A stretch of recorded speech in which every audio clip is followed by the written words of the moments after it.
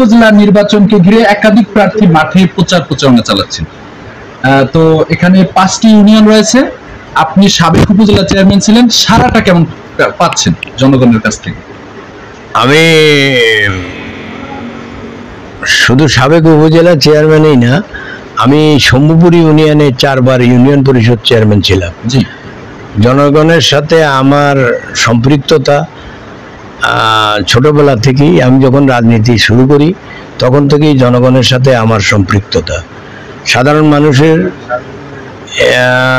একটু বিপদে আপদে পাশে দাঁড়াইলে ওরা এই কথাটা স্মরণ রাখে, যার কারণে আমি বারবার ইউনিয়ন পরিষদের চেয়ারম্যান নির্বাচিত হয়েছি। পাশাপাশি আমি তজিমুদ্দিন উপজেলা একটি উপনির্বাচনে আমি উপজেলা চেয়ারম্যান ছিলাম। এবছর আমি আবার নির্বাচন করতে যাচ্ছি।